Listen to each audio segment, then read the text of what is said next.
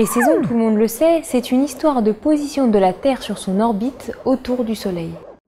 L'hiver, on reçoit moins de lumière du Soleil, donc moins de chaleur, et donc il fait plus froid. Et inversement l'été. L'orbite de la Terre autour du Soleil est une ellipse que la Terre parcourt en un an. Sa distance par rapport au Soleil varie donc au cours de l'année.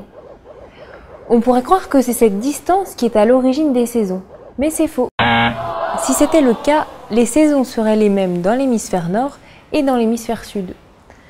Pourtant, c'est l'hiver dans l'hémisphère sud quand c'est l'été dans l'hémisphère nord. Et en France, c'est justement l'été que la Terre est le plus loin du Soleil. Et puis, il faut ramener les choses à leur juste valeur. L'orbite de la Terre est certes elliptique, mais c'est presque un cercle. La Terre est à 150 millions de kilomètres du Soleil, et cette distance ne varie que de 5 millions de kilomètres entre l'été et l'hiver. Si l'on représentait le Soleil par un ballon de football placé au centre d'un terrain de foot, la Terre serait représentée par une tête d'épingle de 2 mm de diamètre.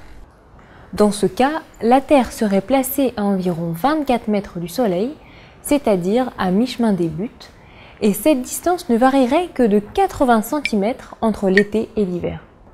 Pas de quoi expliquer les changements de saison.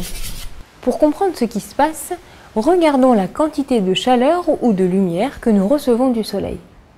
Pour simplifier, ne retenons que les rayons du Soleil qui chauffent la France, un peu comme un radiateur.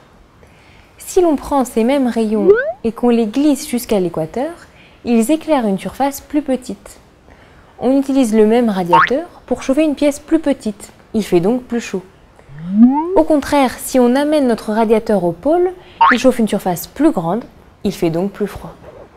La Terre tourne autour de son axe, la France n'est donc éclairée par le Soleil que la moitié du temps, le jour et pas la nuit.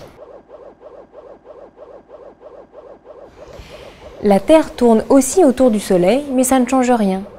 Notre radiateur chauffe toujours toute la France, quelle que soit la position de la Terre autour du Soleil. Pour expliquer les saisons, on n'a pas encore pris en compte un point essentiel. L'axe de rotation de la Terre est incliné. Au cours de la rotation de la Terre autour du Soleil, tout au long de l'année, l'axe est toujours incliné de la même façon, indépendamment de la position du Soleil. Du coup, son inclinaison par rapport au Soleil change.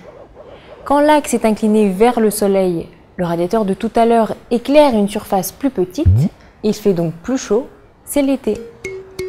Au contraire, quand l'axe est incliné dans l'autre sens, le radiateur éclaire une surface bien plus grande et il fait plus froid, c'est l'hiver.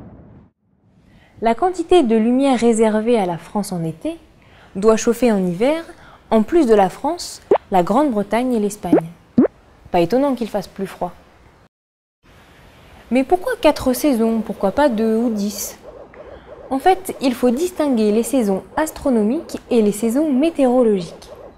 Les astronomes ont une définition bien précise. Quand l'axe de la Terre est incliné exactement vers le Soleil, c'est le solstice d'été dans l'hémisphère nord. Au contraire, quand il est incliné à l'opposé, c'est le solstice d'hiver dans l'hémisphère nord. Et entre deux, quand l'axe est perpendiculaire au Soleil, ce sont les équinoxes d'automne et de printemps. Et ils définissent ainsi 4 saisons. Les saisons météorologiques sont plutôt une question de culture. Dans les zones tempérées, on utilise les saisons astronomiques, mais sous les tropiques par exemple, on ne retient souvent que 2 saisons, la saison des pluies et la saison sèche. Le calendrier hindou, lui, compte 6 saisons, et les Chinois en utilisent 24, définies aussi de façon astronomique.